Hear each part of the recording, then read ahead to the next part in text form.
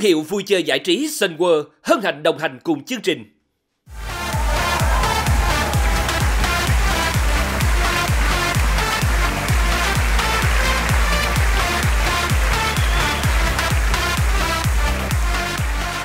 Quý vị đang đến với chương trình Đấu trường võ nhạc.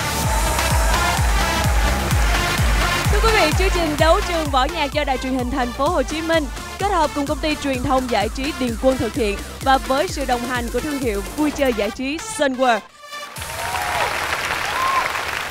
Chương trình sẽ được phát sóng vào lúc 19h30 thứ Bảy hàng tuần trên kênh HTV7. Hãy nhớ đón xem và ủng hộ cho chương trình cũng như là các thí sinh của chúng ta nha. Chào mừng tất cả quý vị khán giả đến với vòng 4, vòng đại chiến. Và trước khi chúng ta gặp gỡ các thí sinh đến với vòng đại chiến thì bây giờ hãy cùng chào đón một thành phần rất quan trọng của chương trình. Đó chính là ban giám khảo. Hãy cùng chào đón sự xuất hiện của giám khảo John Huy Trân. Và bây giờ là sự xuất hiện của giám khảo Trang Mong Nguyễn.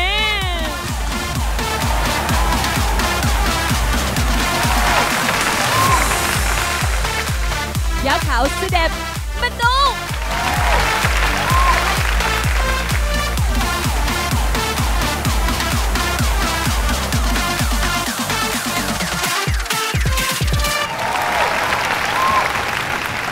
Và như thường lệ chúng ta sẽ có một giám khảo khách mời. Và vị giám khảo ngày hôm nay là một nam diễn viên. Anh đã chiến thắng trong một cuộc thi về điện ảnh.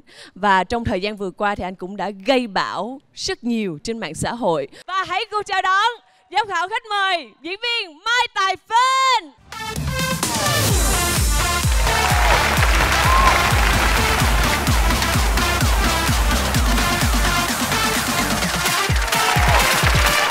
Rất là vui khi mà có anh Mai Tài Phên đến đây trong chương trình Đấu trường võ nhạc ạ. Thì khi mà anh đạt quán quân của chương trình Gương mặt điện ảnh đúng không ạ? Cũng trải qua rất là nhiều vòng thi và cũng thử thách khả năng của mình. Vân thấy là anh cũng thể hiện một số cái cảnh hành động ở trong chương trình. Thì anh có thể chia sẻ một tí về những cái cảnh đó và những cái dự định sau này anh sẽ tham gia một bộ phim hành động gì không ạ? Thật sự mà khi mà Phên tham gia cái chương trình Gương mặt điện ảnh thì nó có một cái dòng thi là hành động. Các bạn biết rồi, không thể tập được 1-2 ngày hoặc là 1-2 tháng được. Nó phải là ít nhất từ 1 năm trở lên. Thì dành cho những người nào mà chuyên nghiệp có năng khiếu thì 1 năm. Còn nếu như mà không có năng khiếu thì khoảng 3 năm. Thì theo như Phên được biết thì khi mà tới cái vòng hành động á thì mình nghĩ qua cái này mình cũng biết là chút đỉnh. Nhưng mà khi mà tập rồi thì rất là khó. Và hành động nó khó, khi mà diễn kết hợp với hành động nó khó hơn nữa. Thì hôm nay thì rất là nôn nóng để được xem tất cả các bạn trình diễn vừa âm nhạc vừa võ thuật. Thì hy vọng là Phên sẽ được vai trò giám khảo, nhưng mà mình đặt mình tư cách là một vị khán giả để xem, học hỏi thêm.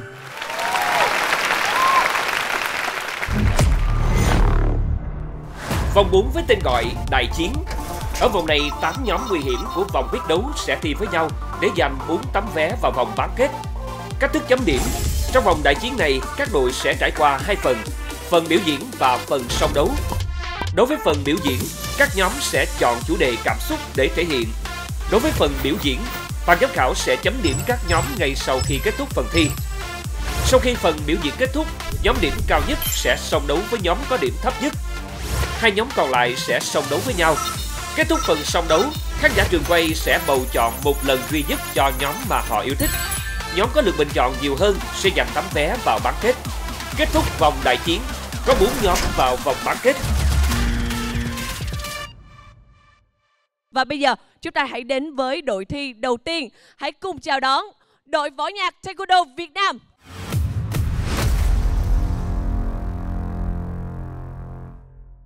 Nhóm vào vòng nguy hiểm đó chính là nhóm đội võ nhạc Taekwondo Việt Nam. Lần đầu tiên phải rơi vào vòng nguy hiểm thì nhóm cảm thấy có hơi buồn, thất vọng một tí về phong độ của mình. Bản thân tụi em cảm thấy là bài thi ở vòng kỳ rồi thì chưa thực sự tốt cho lắm.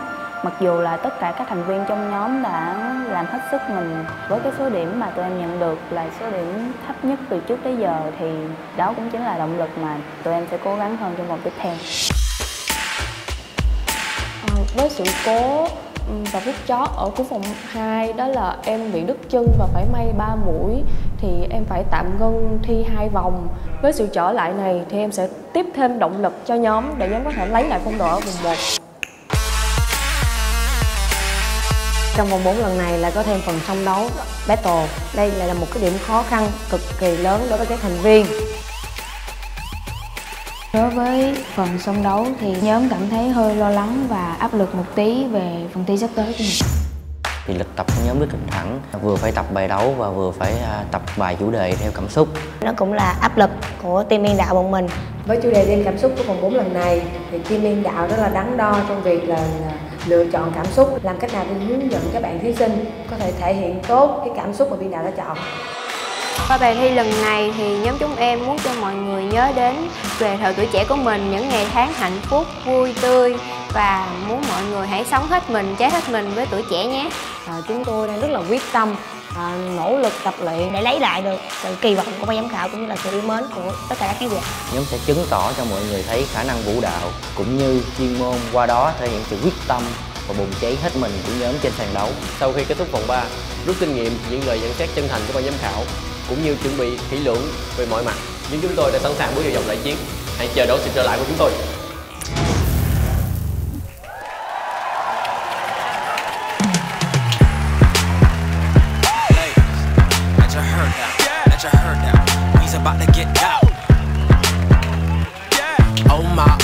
Oh my God, this girl straight and this girl not. Tipsy off that piece of rock like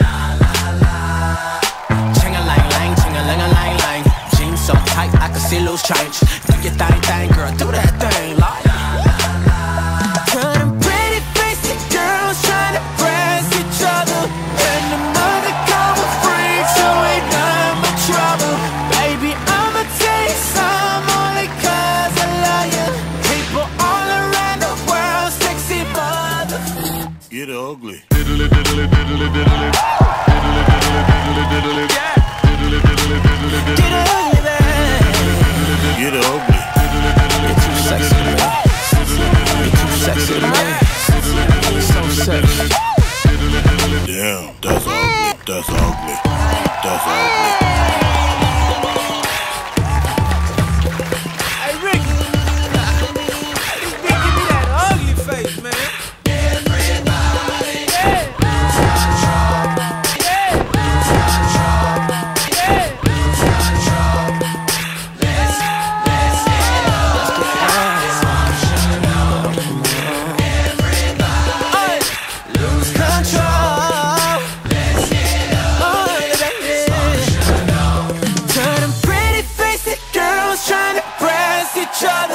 And I'm undercover freaks who ain't nothing but trouble. Baby, I'ma tell you some only 'cause I love you.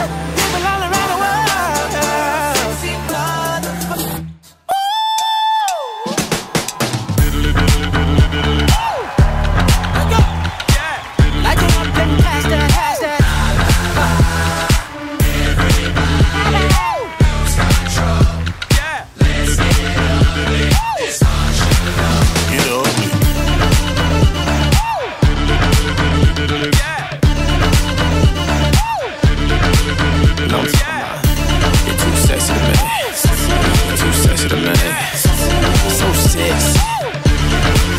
That's ugly.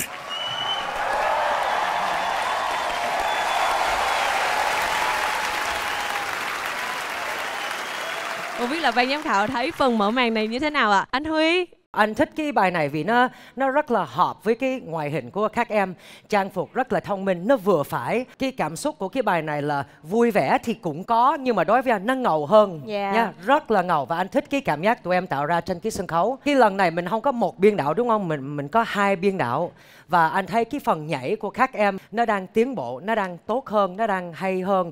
Và cái cách mình pha mấy cái động tác taekwondo với vũ đạo nó rất là mượt. Nhưng mà một cái ý kiến đối với anh, cái phần nhảy thì anh tập trung, mình thấy nhiều, rất là nhiều. Và cái phần taekwondo thì đúng anh vừa nói là mình pha vô với cái động tác, nhưng cái dứt khoát và cái kỹ thuật rõ ràng để thấy đây là một cái tổ hợp taekwondo thì đối với anh nó đang thiếu một chút xíu. Nếu mà anh xem một cái bài này trong một cái chương trình thi nhảy thì rất hay. Nhưng mà đối với anh muốn thêm võ thuật, anh muốn thấy rõ hơn một chút xíu nữa về cái taekwondo nhé. Cảm ơn các em. Xin cảm ơn giám khảo cho anh Huy Trần. Xin được mời giám khảo Minh Tú. Chị rất là thích cái tiết mục này bởi vì những cái hóa trang và tạo hình của tụi em á, nó rất hợp với lứa tuổi của tụi em. Và cái cảm xúc á là chị thấy là các em diễn nó rất là tự nhiên, nó hơi đường phố á. Và ở trong cái cảm xúc của đường phố, ngoài vui vẻ ra, nó có một cái chất gọi là đặc biệt lắm, nó hơi kiểu khu ngầu ngầu. Còn về vũ đạo á, thì chị cũng ghi nhận giống như anh Huy, chỉ góp chút xíu nhỏ là những cái mà tụi em làm hôm nay á, nếu mà lần đầu tiên chị gặp nó sẽ là wow, nhưng mà đã thấy nhiều lần rồi thì nó không có thực sự wow nữa. Nhưng mà đây là một tiết mục khá là mở màn, rất là hay. Chúc mừng các em. Xin cảm ơn giám khảo Minh Tú. Và xin mời giám khảo Trâm Văn Nguyễn. Mình cũng đồng ý anh John á, các em đừng có lo diễn nhiều quá mà quên cái võ thuật. Đây là đấu trường võ, nhạc phải có cái võ trong đó. Khúc mà nunchuck á, làm cái côn á, thì chị thấy nó hơi giống như là ngắn một xíu, giống như là mình làm cho có thôi rồi mình chạy đi. Mình đang chờ mấy cái điểm nhấn, giống như cái điểm mà các em lộn backflip, làm cái đạo cụ mà lộn qua á, trời ơi rất là hay luôn. Cho nên lần sau mình làm thêm giùm cho Chama nha. Okay.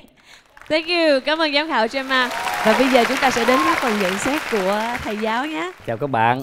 Cái mà áp lực đầu tiên là mình thi đầu tiên thì anh cũng có cảm giác rồi. Anh đã từng thi đầu tiên, nó rất là hồi hộp. Và cái phần võ ở đây thì anh cũng đồng ý với các giám khảo, các anh chị ở đây là hơi ít, nghĩa là không thấy rõ được. Nói đi và nói lại rất là khó. Tại vì trong một vài phút mà có thể làm được vừa nhạc mà vừa nhảy mà vừa võ, rất là khó. Anh hiểu được cảm giác đó. Nhưng mà vấn đề quan trọng nhất là chúc mừng các bạn là hôm nay các bạn đã tiết mục đầu tiên mà hoàn thành tốt được như vậy thì anh xin cảm ơn. Cảm ơn các bạn nhiều. Mấy cái động tác nhảy lúc đầu á, tại vì chị có ông anh làm thầy giáo mà ông cũng muốn thử nhảy mấy động tác đó. Không biết mình thử được không em? Được. Dạ, thử luôn à. Và bây giờ giám khảo mời thầy First sẽ lên để mà tập thử với lại các bạn của đội võ nhạc Taekwondo Việt Nam nhé.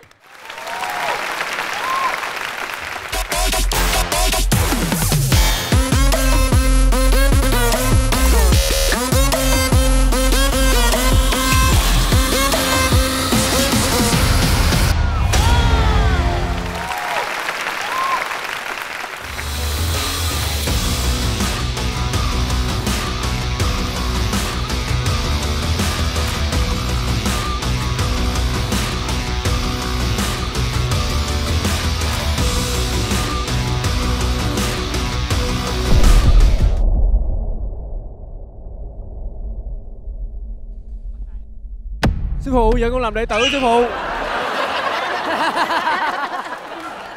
Nhưng mà anh muốn xem em lộn mèo lên cái cho anh coi được không? Nhào lộn á. Dạ được cái nè.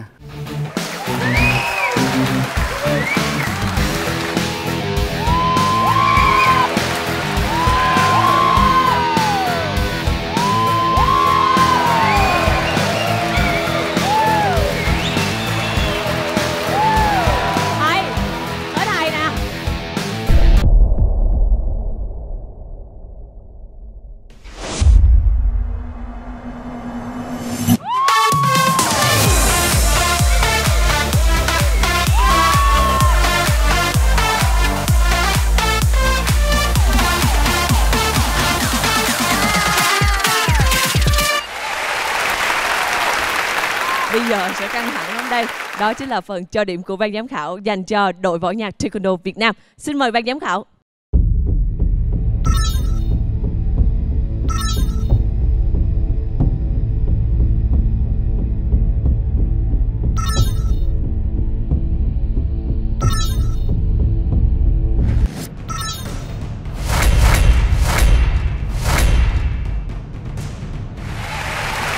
Xin cảm ơn ban giám khảo.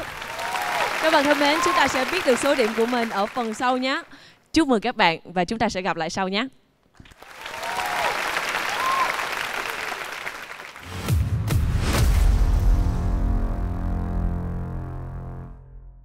Vâng, và tạm biệt đội võ nhạc Taekwondo Việt Nam. Bây giờ chúng ta sẽ đến với nhóm thí sinh thứ hai sẽ thi đấu trong buổi tối ngày hôm nay.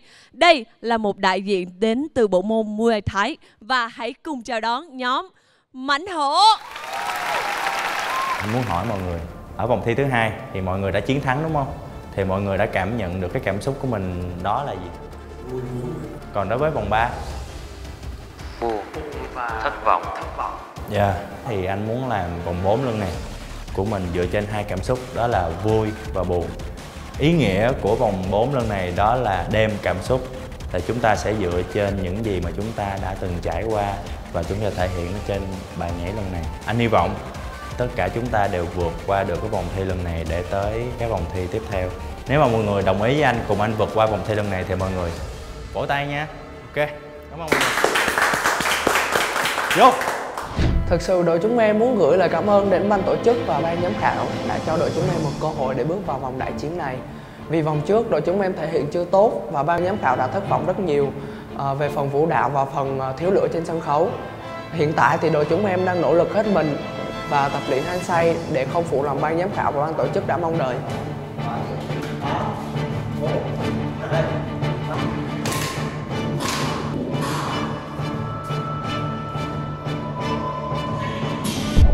Tinh thần của nhóm trong thời điểm hiện tại thì có hơi dao động do kết quả của tuần trước, nhưng cũng nhờ cả những người anh em trụ cột vực dậy tinh thần cho tất cả mọi người. Người mà làm Kim thấy có thể làm cho mọi người thấy được cái sự vui vẻ trong luyện tập đó là anh Tuyên.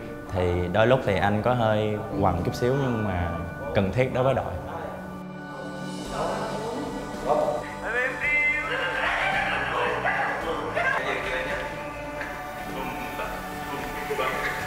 Điểm khó của vòng thi lần này là mọi người phải cùng chung tinh thần để hiểu được thể loại mà các bạn đang chơi.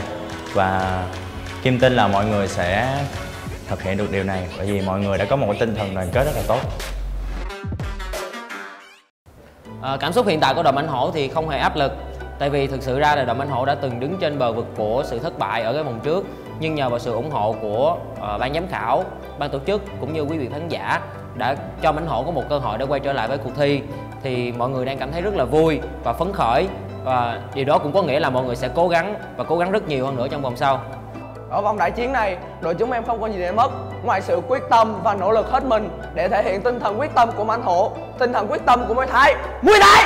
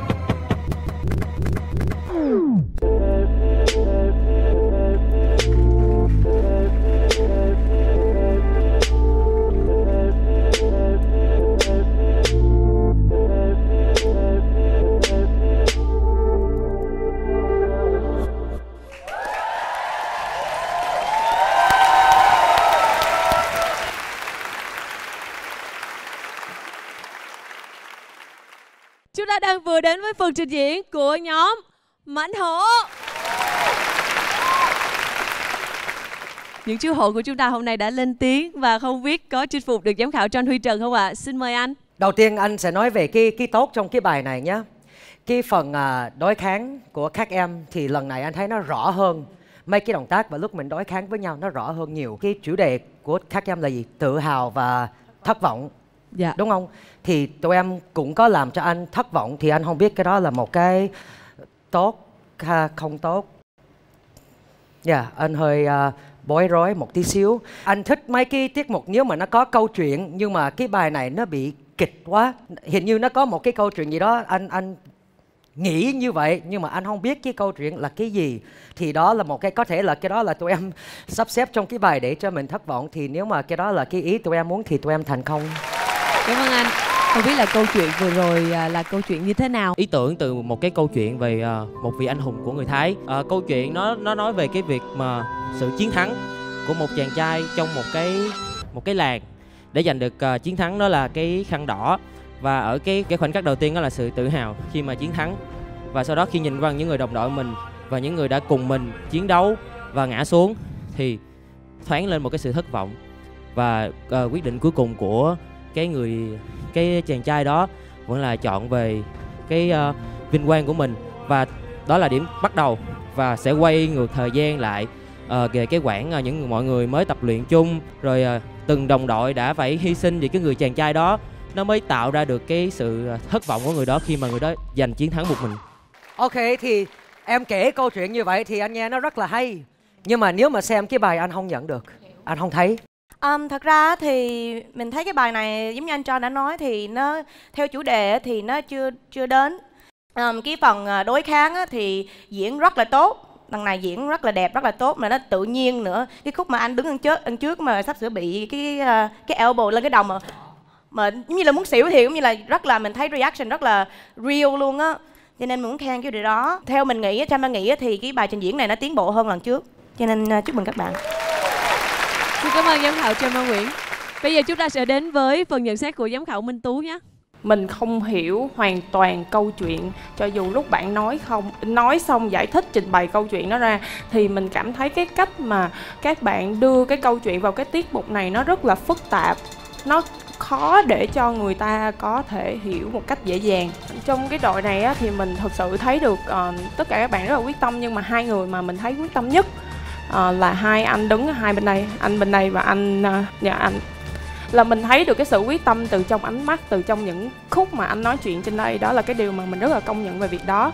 Còn cái tiết mục hoàn toàn không cho mình được cái cảm xúc gọi là tự hào, thất vọng như là những cái gì mà các bạn đang trình bày. Thật sự thì mình rất là cảm ơn các bạn đã dành hết cái nỗ lực, và anh đội trưởng là đã cố gắng để mà cùng đồng đội thể hiện cái tiết mục này.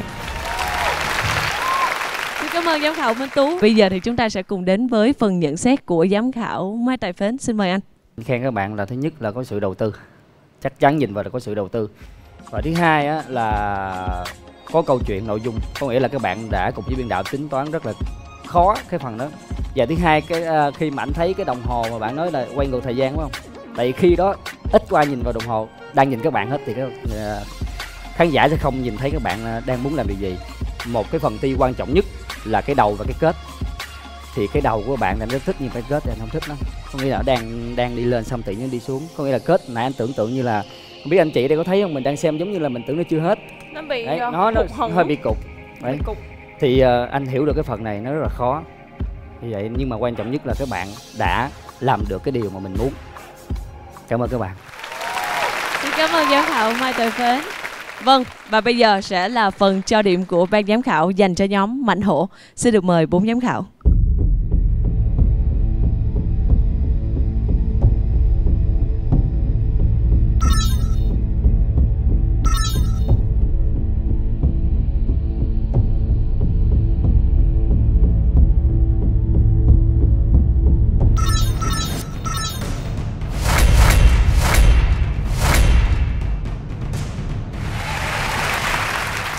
Cảm ơn 4 giám khảo. Cảm ơn các bạn và chúng ta sẽ gặp lại nhau nhé.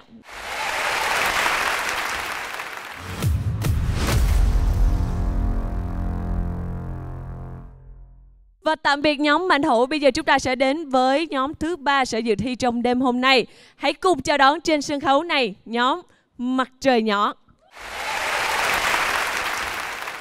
Mấy đứa ơi, mấy đứa có ước mơ là cái gì? Em Minh Anh nói trước đi. Là được uống trà sữa miễn phí 1 năm. Wow. Ước mơ chung của mọi người. Còn ai nữa không? Rồi Trang nói đi. Ước mơ em kiếm được nhiều tiền để đi làm việc. Ok, Thảo nói đi. Ước mơ của em là mai mốt làm thật nhiều tiền để dẫn ba má em đi du lịch. Hay. Ước mơ của chị là gì vậy? Ước mơ của chị là luôn luôn được vui vẻ và lạc quan. Nên là chủ đề cảm xúc lần này chị sẽ chọn cho tụi em là chủ đề vui vẻ và lạc quan. Chúng ta cùng cố gắng làm nha. 1, 2, 3. Yeah! Ở vòng 4 tụi em quyết định chọn chủ đề là lạc quan vui vẻ. Vì thứ nhất là chủ đề này sẽ phù hợp với lại nhóm của tụi em. Thứ hai là trong cuộc sống thì ai cũng muốn mình được vui vẻ hết. Nên là nhóm quyết định chọn cái chủ đề này. Mặt Trời Nhỏ. Sau khi tập huấn ở Hàn Quốc và không tham gia cùng đội ở vòng 3, em cảm thấy rất là buồn và hối tiếc. Tuy ở xa nhưng em vẫn luôn theo dõi, ủng hộ và động viên các em. Ở vòng 4 này em sẽ trở lại và quyết tâm cố gắng bù đắp về sự thiếu vắng của mình. Dạ, hiện tại trong nhóm của em thì có em trai Di đang gặp vấn đề về sức khỏe. Cả nhóm rất là tiếc và lo lắng cho em. Vì thế mà em thay thế cho Di ở trong chương trình đấu trường võ nhạc. Mặc dù là người mới, em có chút áp lực, nhưng em sẽ cố gắng hết mình và sẽ tự tin để không phụ lòng thầy, các bạn và các em đã tin tưởng ở em. Với chủ đề lần này Phụng chọn là chủ đề vui vẻ lạc quan, với mang một thông điệp là trong cuộc sống tất cả các trẻ em đều có ước mơ của mình, đó là luôn được lạc quan và vui vẻ. Thì chị muốn nhắn nhủ với tụi em rằng trong cuộc thi này tụi em đã cố gắng hết sức mình rồi, nên cho dù kết quả như thế nào thì mình vẫn phải luôn lạc quan và vui vẻ. Cố lên Mặt Trời Nhỏ. Từ một nhóm nguy hiểm ở vòng 2 và an toàn bước tiếp vòng 4 thì tụi em cảm thấy rất là vui, và đây cũng là động lực để cho tụi em quyết tâm hơn và mong rằng nhóm tụi em sẽ có một vé để bước tiếp vào vòng 5.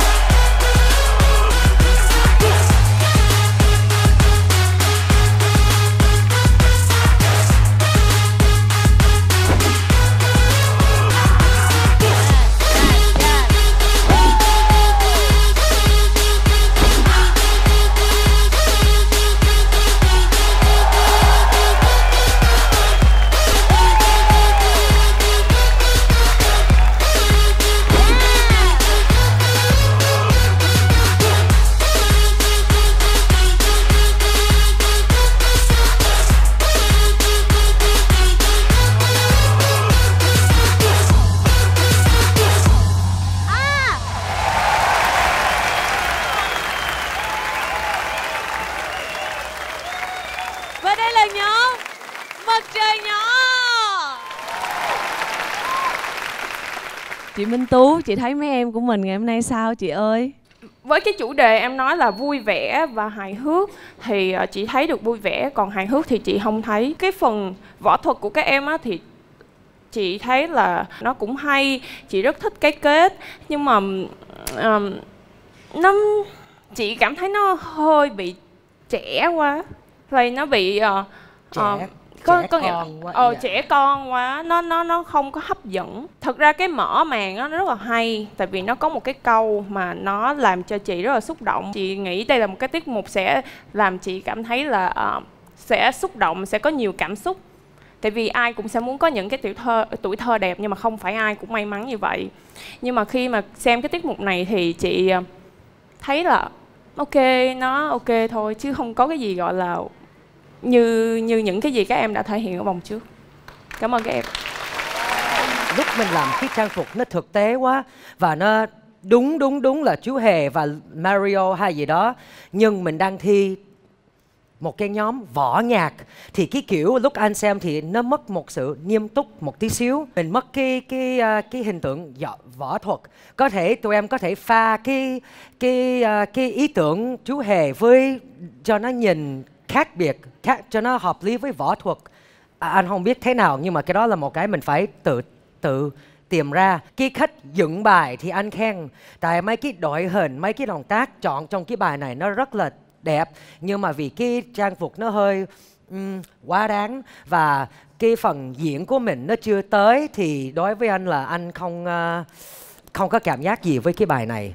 Mình cũng muốn khen cái anh mới tới, nhưng mà anh có cái thần thái rất là tốt, anh biểu diễn rất là hay. Mà những cái điểm nhấn lần này á là cũng là dựa về anh này nhiều lắm nha, cái em này nhiều nè. Những cái điểm nhấn á là tại em trick nhiều, nhưng mà mình hy vọng á là mình muốn cái điểm nhấn là nó đoàn kết hết, dùng hết cái nhóm của mình để làm một cái điểm nhấn nó hay hơn là một người thôi, các bạn biết không? Nói thêm nữa là cái kỹ thuật á, thì kỹ thuật của các bạn là luôn luôn nó tốt, nhưng mà tới với vòng sau rồi á thì cái võ của các bạn nó còn hơi đơn giản chút xíu. Mình muốn có cái gì nó có bất ngờ. Các bạn vẫn giữ cái trình độ nó vậy thôi, mình cần cao hơn nữa. Cảm ơn giám khảo Trâm Mai Nguyễn. Chị cũng có vừa nhắc đến là bạn nam mới đúng không ạ?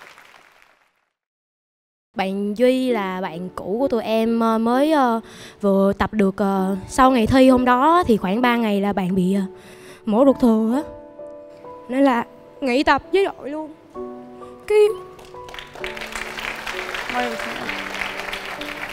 Lúc đó thật sự là lúc nghe cái tin của em thì buồn lắm, tại vì tập với nhau biết bao nhiêu vòng rồi, thiếu lúc mà tập thiếu nó không có Duy thiếu lắm luôn.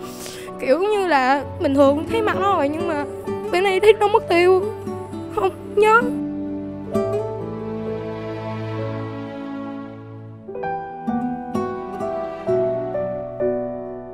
Để đi tiếp thì thầy đã thay bạn mới là bạn Phụng đây để thế chỗ Duy và tiếp tục phần của Duy, và sẽ tụi em cố gắng để mà làm tốt phần của cả luôn phần của Duy, mặc dù Duy không có mặt. Và hôm nay á, thì mặc dù mới mổ xong được có mấy ngày, nhưng mà Duy đi theo tụi em, Duy vô trong phòng sau khán giả đi theo cổ vũ, nên là rất là thương Duy. Duy ơi, em có ở đây không? Em giơ tay lên cho mọi người thấy được không?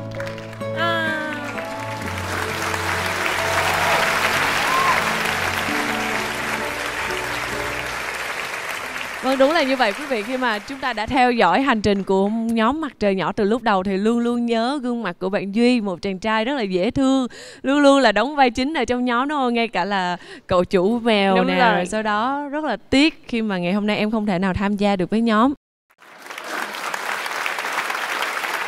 Trong một tuần đó tụi em rất là gặp nhiều khó khăn lắm.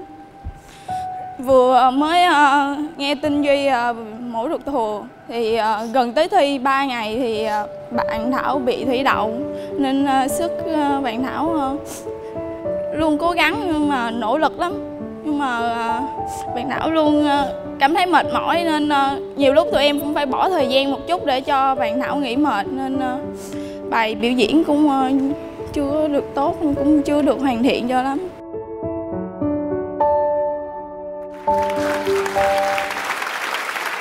Và xin mời giám khảo khách mời, mời anh Mai Tài Phến.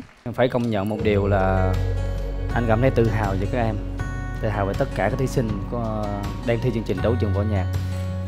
Tại vì các bạn còn nhỏ mà các bạn làm được những điều đó rồi, anh cảm thấy rất là khâm phục. Chưa tính đến chuyện khó khăn, chưa tính đến chuyện sức khỏe, thời gian, áp lực, nhưng mà ở đây thấy được sự tinh thần của các bạn. Thì hôm nay cái điều mà nãy các anh chị giám khảo nói là các bạn không biểu cảm được là do vì các bạn vẽ chú hề lên mặt, nhưng các bạn không cười tại vì các bạn đang tập trung nhảy và diễn cái câu chuyện của mình. Thì tất cả các khán giả chỉ nhìn thấy được cái sự, không thấy được cái chú hề nó cười nên nó không có tươi được. Nhưng mà hai bạn Myro thì hai bạn khi mà đánh võ thì anh thấy được cái sự nhiệt huyết trong đó, cái tinh thần rất, lúc nãy anh coi rất là cuốn anh. Và anh cảm thấy trong đây nó có vui vẻ chứ, có hài hước chứ. Các bạn làm được điều đó, cảm thấy cho anh một sự năng lượng, một sự trẻ trung, cũng như là các bạn đúng là các bạn truyền cảm hứng. Và cái sự hài hước thì anh thấy được khi mà các bạn truyền các bạn nhún nhảy, các bạn truyền những cái món quà, tại vì nó hơi ít thôi chứ không phải nó không có, thì anh không có nói gì hơn. Anh chỉ cảm thấy thích và thấy được sự nỗ lực của các em. Hy vọng tới đâu không quan trọng, quan trọng là chơi hết mình. Cảm ơn các bạn. Xin được cảm ơn giám khảo Mai Tài Phến. Còn bây giờ sẽ là số điểm của ban giám khảo dành cho nhóm Mặt Trời Nhỏ. Xin mời.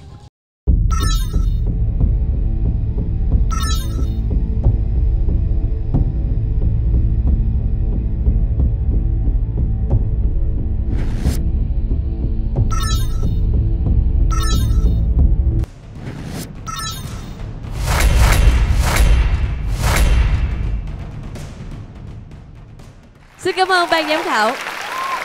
Cảm ơn nhóm Mặt Trời Nhỏ và các em, chúng ta sẽ gặp lại sau nhé. Cảm ơn các em nhiều.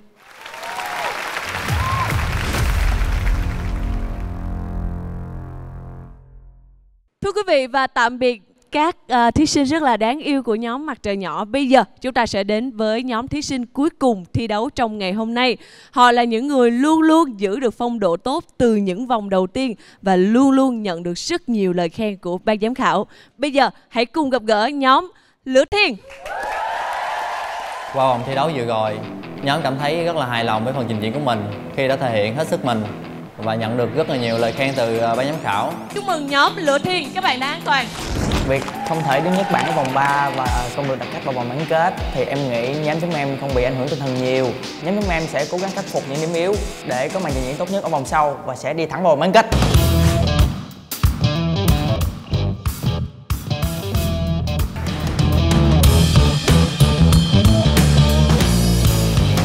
Trong cuộc sống thì có muôn vàn cảm xúc và cảm xúc buồn thì không ai mà không có. Với đêm cảm xúc lần này, nhóm chúng em sẽ chọn cảm xúc buồn của sự cô đơn để miêu tả sự cô đơn đến trầm cảm của những người bị những suy nghĩ tiêu cực bám víu không lối thoát. Và qua đó, nhóm chúng em muốn truyền tải một thông điệp rằng những người ấy rất đáng thương, họ cần sự quan tâm che chở của tất cả mọi người. Ngoài phần biểu diễn, vòng 4 này còn có vòng song đấu. Nhóm Lửa Thiên sẽ sử dụng binh khí đặc trưng của võ cổ truyền. Hy vọng mọi người sẽ thích thú với màn trình diễn của nhóm Lửa Thiên.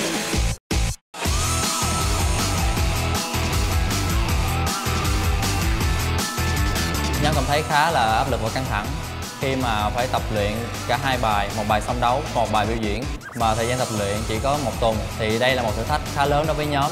Nhưng nhóm sẽ cố gắng thể hiện quyết tâm, tập luyện hết sức mình và thể hiện tốt nhất ở vòng tiếp theo để không phụ sự kỳ vọng của ban giám khảo và quý vị khán giả. Lửa Thiên cùng cháy.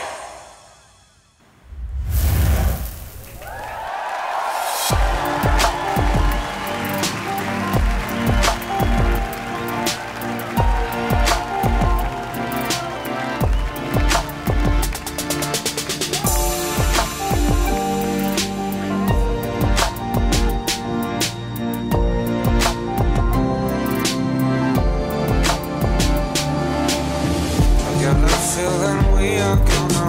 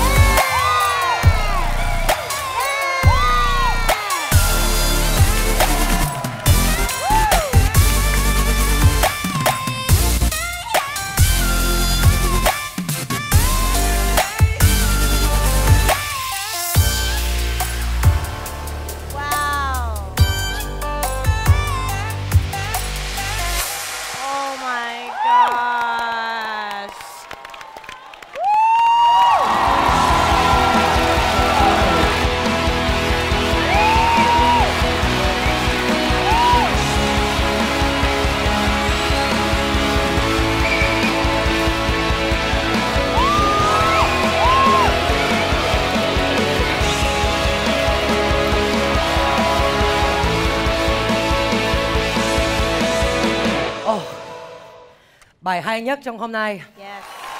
Rõ ràng, thấy rõ ràng luôn. Mấy cái đội hình trong cái bài này, nhiều cái đội hình đẹp nè. Và biên đạo chọn mấy cái động tác võ thuật và động tác nhảy múa là các em làm được và làm tốt lắm luôn. Và cũng thử thách các em với nhiều cái bưng bê rất là phức tạp. Và không phải chỉ là mấy cái bưng bê để cho có thôi, nhưng mà nó cũng vô cái câu chuyện của mình. Nó hợp lý, nó nổi da gà nè, đang nhận xét xong nổi da gà. Lần đầu tiên trong chương trình này anh nổi da gà đó. Wow. Nó có cái phần đầu lúc mấy bạn nam tắt ra đó, xong mấy bạn nam ai cũng làm mấy cái động tác khác nhau, mấy cái võ thuật khác nhau. Cái đó anh rất là thích. Vì nó có mấy lần trước anh thấy một số nhóm thử làm cái đó nhưng mà nó nhìn rối lắm. Nhưng mà vì các nam rất là cái động tác của mình sạch sẽ, chắc, đẹp lắm luôn. Mình thấy rõ, nó không có nhìn rối. Và sau đó tụi em cũng nhảy nhiều cái động tác cái kiểu là hip hop đương đại nha. Anh cũng nói hip hop đương đại tại nó pha rất là nhiều trong cái bài này. Quá nhiều nhưng mà tụi em làm được và tụi em làm rất là hay. Xong một cái điểm nhấn lúc cái nhạc nó thay đổi cái tốc độ nó lên và vô một cái hình như giống dubstep hay cái đó, cái nhịp đó rất là khó để nghe. Nhưng mà mấy cái võ thuật của tụi em chất lắm, rất đẹp. Xin mời giám khảo Trương Văn Nguyễn. Wow, just wow. Wow, rất là tuyệt vời. Wow. Chưa có nói tới cái bài nha, mình khen trước là khả năng của các bạn là thật sự là tiến bộ rất là nhiều, sự bất ngờ mà không tin được luôn á. Các bạn có cái tài năng diễn giỏi, cho nên khen các bạn rất là giỏi. Right, là khác biệt luôn. Cái hay là tụi em biết em đổi. Mỗi tuần tụi em đổi màu cái đó hay lắm luôn, khó lắm. Với lại khen cái nữa là mà các bạn làm cái chương trình này mình thấy rất là tự hào các bạn được tìm được cái style của mình. Mà mỗi từ tuần này tuần nọ thì các bạn rất là như là nó có sự bất ngờ là các bạn nó làm rất là giỏi, như là rất là nó make sense, nó hợp lý là tụi em rất là có một cái may mắn vì tụi em mỗi tuần tụi em có một người biên đạo cũng hiểu về mình. Tụi em hiểu cái đó rất là quan trọng và anh nói nhiều lần tại anh muốn cái này cho mấy nhóm võ và mấy bạn biên đạo mình phải hiểu nhau và cùng nhau mình sẽ tìm cái chìa khóa. Tụi em đã tìm rồi, tụi em hiểu cái cách mình phải làm cái gì mỗi tuần để gặp thành công như vậy. Mình muốn khen luôn một lời khen cho chị bạn nữ này nè. Trời ơi, biểu diễn bữa nay rất là hay. Kiểu như mà nó vừa buồn, nó vẫn vừa nó có sự lỏng, tại nó đang buồn, tại cái character của em buồn, nhưng mà nó vẫn có cái sự như là khúc mà mạnh á, thì em rất là mạnh, mà em vẫn biểu diễn theo như là so với mấy người nam á thì tỏ ra là em buồn, nhưng mà cái movement của em vẫn là có cái sự giật á, cho nên rất là hay, coi rất là hay. Cảm ơn chị Gemma. Xin mời giám khảo Mai Tài Phến. Ở đây anh thích nhất là các bạn và anh biên đạo á là thể hiện rõ cái chủ đề của mình. Là thứ hai rất là khôn là tại vì đem cái trang phục á trắng đen là chắc chắn nhìn là thấy là sự khác nhau rồi. Giống như một bạn này đang sống trong bóng tối thì cái điều đó là điều đáng khen nhất, là thể hiện rõ chủ đề. Cái điều mà quan trọng nhất là thấy được là sự thần thái của bạn nữ. Đây, từ nãy giờ từ trước tới giờ đây là tiểu phẩm mà có thể là nội dung rõ nhất. Thì trong thời lượng này mà các bạn làm như vậy thì cho anh cảm thấy được là thuyết phục anh. Cảm ơn các bạn. Và cuối cùng xin mời giám khảo Minh Tú. Tụi em chưa bao giờ làm thất vọng chị. Cái mà chị coi tiết mục này á, là chị thấy chị trong đó. Đây là một cái tâm lý nó rất là khó, nghe là cô đơn nhưng mà thật sự nó rất là khó. Không phải ai cũng sẽ hiểu được cái cảm xúc của cái người bị như vậy. Thật sự thì chị trải qua cái cảm xúc đó rồi. So khi mà chị thấy bạn nữ diễn cái cảm xúc đó, chị hiểu được. Chị rất là hiểu.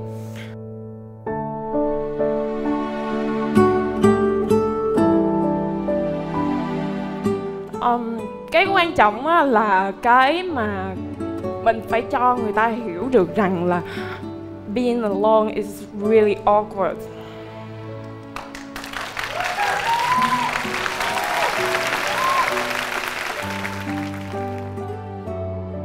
Cái tiết mục này nó rất là xúc động bởi vì chị không biết mọi người như thế nào nhưng mà chị từng là ở trong cái hoàn cảnh đó nên chị sẽ hiểu được cảm xúc đó, nhưng mà chị không biết được rằng là em bạn gái em có bao giờ trải qua cảm xúc đó chưa?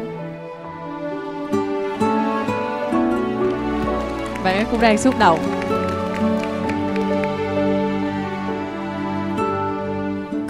Khó diễn tả.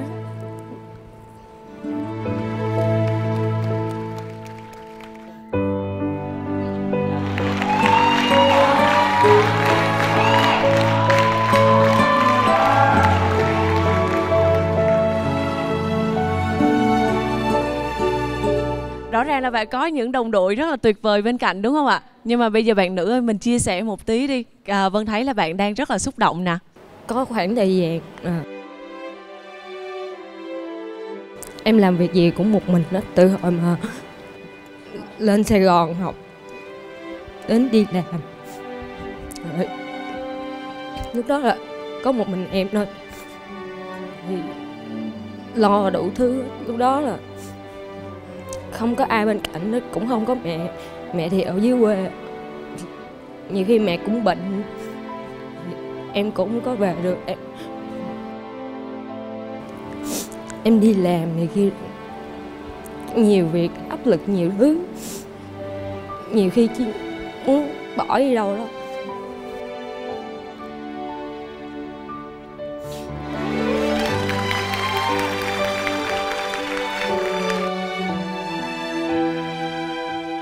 Thật sự cái tiết mục này chạm đến cảm xúc của chị. Tuyệt vời với cái tiết mục này. Và cảm ơn biên đạo. Cảm ơn Dương Anh Mỹ, bài rất là hay nha.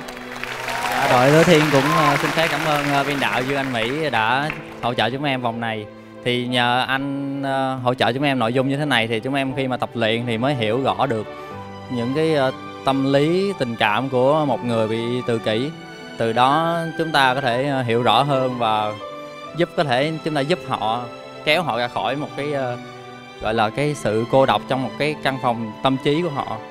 Dạ. Thực ra tiết mục này rất là hay, nó hay ở cái kết thúc, đó là khi mà chúng ta cô đơn chúng ta sẽ có hai cách lựa chọn. Một là chúng ta buông xuôi, hai là chúng ta phải cố gắng vượt qua. Thì cái câu chuyện này rất truyền cảm hứng. Nếu thực sự là những người nào deep và họ từng trải qua, họ sẽ hiểu được. Cảm ơn các bạn đã mang câu chuyện này lên sân khấu của chương trình Đấu Trường Võ Nhạc. Xin cảm ơn nhóm Lửa Thiên một lần nữa. Và bây giờ sẽ là phần chấm điểm của ban giám khảo dành cho nhóm Lửa Thiên. Xin mời ban giám khảo.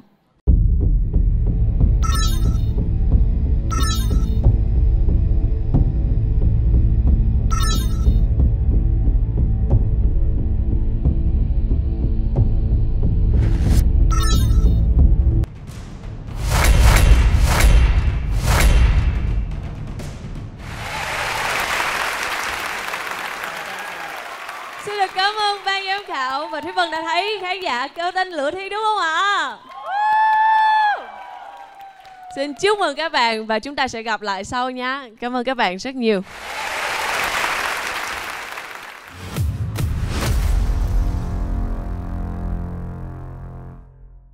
Các bạn thân mến, chúng ta đã hoàn thành phần thi và đây sẽ là giây phút dành cho kết quả.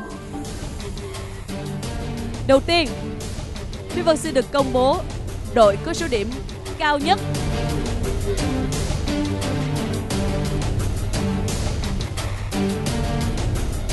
Với số điểm giám khảo Gemma dành cho các bạn 9.5. Và lần thứ 3 trong chương trình, giám khảo John Huy Trần cho số điểm 10.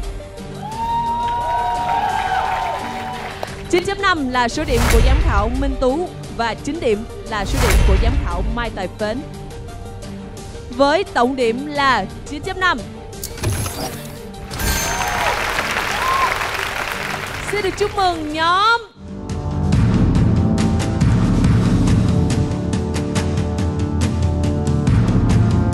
Xin được chúc mừng nhóm Lửa Thiên. Các bạn chính là nhóm có số điểm cao nhất ở phần thi đầu tiên trong đêm nay. Và bây giờ Thúy Vân sẽ công bố đối thủ của các bạn. Đó chính là nhóm có số điểm thấp nhất trong phần thi đầu tiên. Đây là nhóm có số điểm 7.9 điểm. Trong đó, giám khảo Gemma dành cho các bạn 8 điểm, giám khảo John Huy và giám khảo Minh Tú dành cho các bạn 7.5 điểm và giám khảo Mai Tài Phến dành cho các bạn 8.5 điểm. Thúy Vân xin được công bố nhóm có số điểm 7.9 và sẽ là đối thủ ở phần 2 của nhóm Lửa Thiên. Đó chính là nhóm Mãnh Hổ. Như vậy, nhóm đội võ nhạc Taekwondo Việt Nam và nhóm Mặt Trời Nhỏ sẽ là đối thủ của nhau. Trong đó, nhóm có số điểm cao hơn là đội võ nhạc Taekwondo Việt Nam. Các bạn được 8.3 điểm. Giám khảo Gemma đã dành cho các bạn 8.5, giám khảo John Huy 8.5, giám khảo Minh Tú 8 điểm và giám khảo Mai Tài Phến 8 điểm.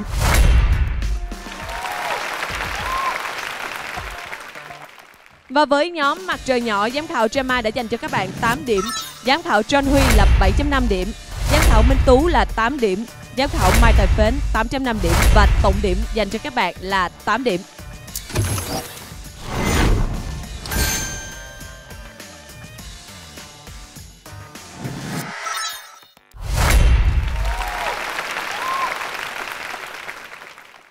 Quý vị đã quay trở lại với chương trình Đấu Trường Võ Nhạc và bây giờ sẽ là phần 2, phần song đấu. Thưa quý vị, và bên cạnh Thúy Vân đó chính là hai nhóm thí sinh sẽ thi đấu đầu tiên. Và với kết quả ở phần trước thì chúng ta đã biết được nhóm Lửa Thiên là nhóm có số điểm cao nhất. Như vậy là các bạn sẽ có quyền lựa chọn được thi trước hay thi sau. Và sự lựa chọn của các bạn là? Dạ, nhóm tụi em đã thống nhất là sẽ là nhóm thi đầu tiên. Vâng, và bây giờ phần song đấu của nhóm Lửa Thiên và nhóm Mãnh Hổ bắt đầu.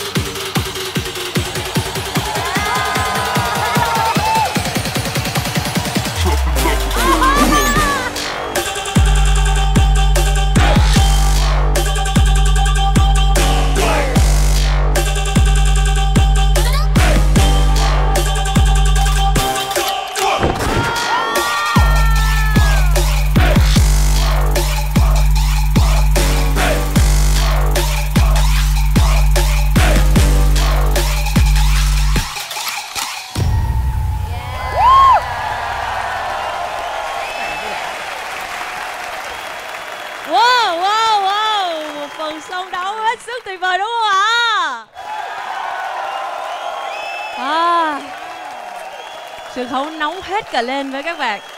Hai đội ơi, bây giờ cảm xúc của các bạn như thế nào nè? Sau phần song đấu vừa rồi thì chúng em cảm thấy rất là hào hứng và đang rất là sung sức. Thì nếu mà không biết có thêm một cuộc thi nữa thì chúng em có thể trình diễn tiếp ngay tại đây luôn à. Bạn nói y hệt những gì mà Vân đang nghĩ luôn. Vân chỉ ước là lúc nãy cái đoạn nhạc nó dài gấp 3 lần. Như vậy là cực kỳ đã luôn. Dạ tại em hăng em nói thôi chứ giờ diễn nữa hơi mệt đó chị.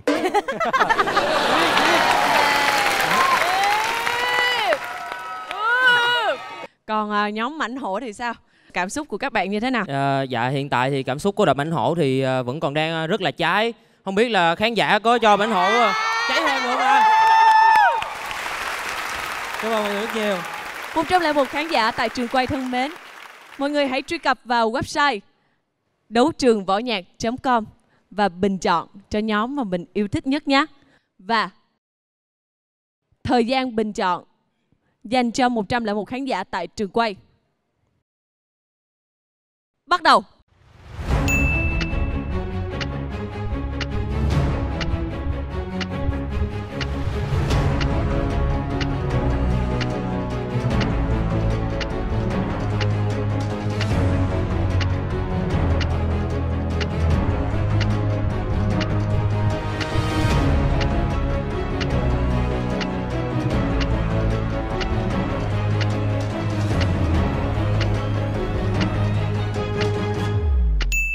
Và thời gian bình chọn dành cho 101 khán giả tại trường quay xin được phép kết thúc. Như vậy là chúng ta đã có kết quả. Tuy nhiên, Thúy Vân sẽ chưa công bố mà chúng ta sẽ dành phần này sau khi hai nhóm còn lại đã thi đấu và đã nhận được bình chọn nhé.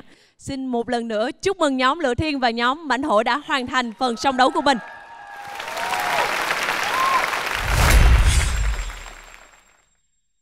Vâng thưa quý vị, trên sân khấu hiện tại là hai đại diện đều đến từ bộ môn Taekwondo. Và chúng ta có đội võ nhạc Taekwondo Việt Nam là nhóm có số điểm cao hơn. Như vậy các bạn sẽ có quyền lựa chọn thứ tự thi của mình. Dạ em xin chọn thi thứ hai.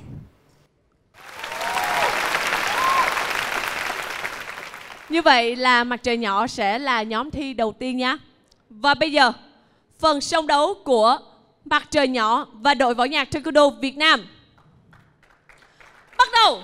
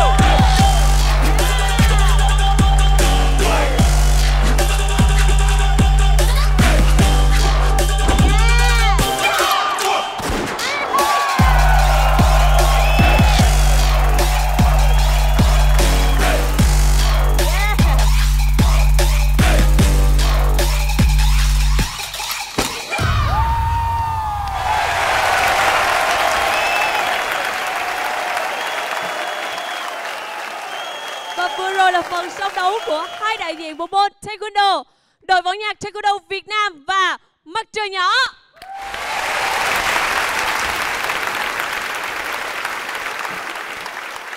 Và thời gian bình chọn dành cho 101 khán giả tại trường quay bắt đầu.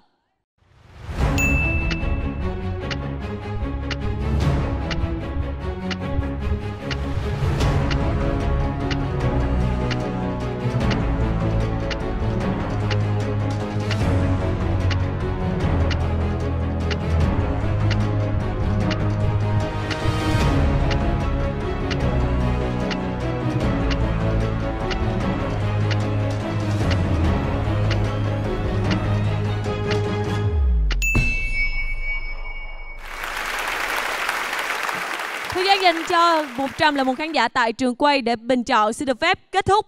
Như vậy là cả 4 nhóm thí sinh đã trình diễn xong và nhận được sự bình chọn của 101 khán giả tại trường quay. Và bây giờ, Thúy Vân xin được phép mời ra sân khấu hai nhóm đã thi đấu, nhóm Mãnh Hổ và nhóm Lửa Thiên.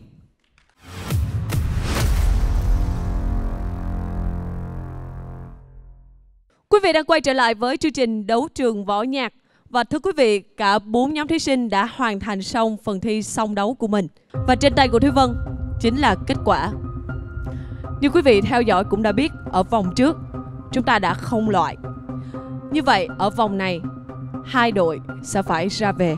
Đầu tiên, ở cặp thi đấu thứ nhất, nhóm Lửa Thiên và nhóm Mãnh Hổ. Và Thúy Vân xin được phép công bố nhóm có số điểm cao hơn tiến vào bán kết với số phiếu là 54 phiếu. Xin được chúc mừng.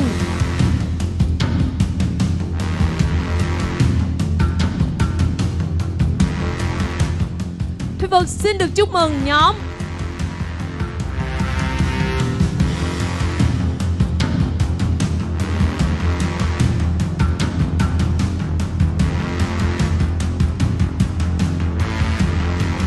Lửa Thiên.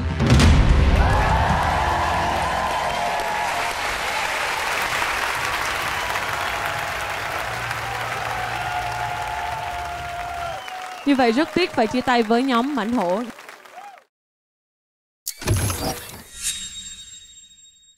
Và bây giờ chúng ta sẽ đến với kết quả của cặp thi đấu thứ hai. Đội võ nhạc Taekwondo Việt Nam và Mặt Trời Nhỏ. Nhóm nào sẽ là nhóm đi tiếp vào vòng tiếp theo, chiến đấu với các nhóm khác ở vòng bán kết? Với số phiếu là 52 phiếu,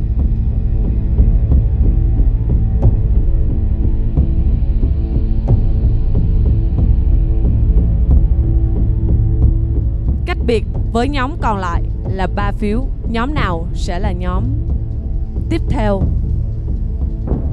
đi đến vòng bán kết? Xin được chúc mừng.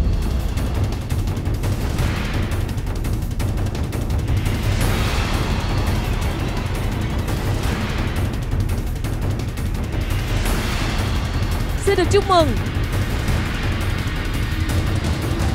đội võ nhạc Taekwondo Việt Nam. Các bạn đã được 52 phiếu. Như vậy, số phiếu của khán giả dành cho Mặt Trời Nhỏ là 49 phiếu. Một lần nữa xin được chúc mừng hai nhóm đội võ nhạc Taekwondo Việt Nam và nhóm Lửa Thiên. Các bạn đã vào vòng bán kết. Như vậy rất tiếc chúng ta phải chia tay với hai nhóm Mãnh Hổ và nhóm Mặt Trời Nhỏ. Và một lần nữa xin được chúc mừng hai nhóm an toàn.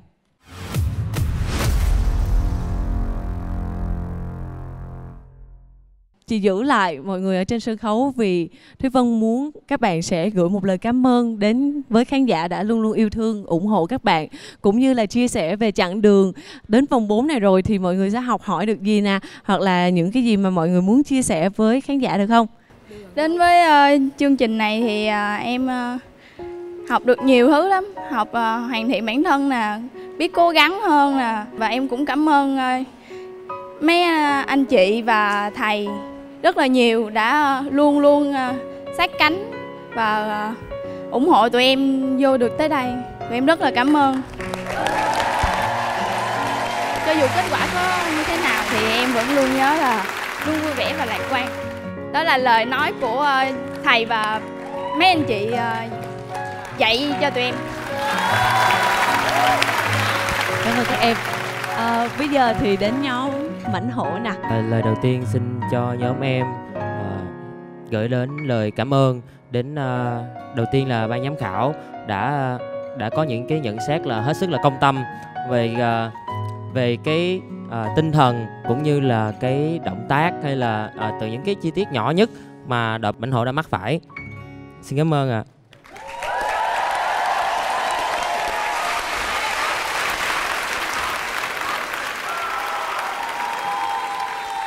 Xin cảm ơn tất cả quý vị khán giả đã đón xem chương trình. Và quý vị thân mến, hãy nhớ theo dõi tập tiếp theo vào tuần sau vào lúc 19h30 thứ Bảy trên kênh HTV7. Chương trình Đấu trường võ nhạc do Đài truyền hình Thành phố Hồ Chí Minh phối hợp cùng công ty truyền thông giải trí Điền Quân thực hiện và với sự đồng hành của thương hiệu vui chơi giải trí Sun World.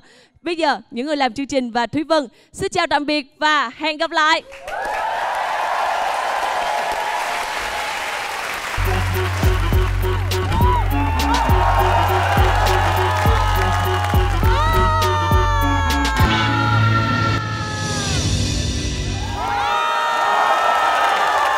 Tất cả ai cũng có một cái đam mê, nhưng mà vì cơm áo gạo tiền nên mỗi người một hoàn cảnh. Nhưng mà cuối cùng dẫn đến được cái đam mê của mình là võ thuật. Nó chưa chạm vào trái tim của anh rồi đó. Hôm nay là một cái cảm giác rất là mới với anh và tụi em. Anh rất là tự hào với tụi em. Đón xem tập 12 Đấu trường võ nhạc phát sóng vào lúc 19h30 ngày 30 tháng 6 năm 2018 trên kênh HTV7. Thương Thương hiệu vui chơi giải trí Sun World hân hạnh đồng hành cùng chương trình.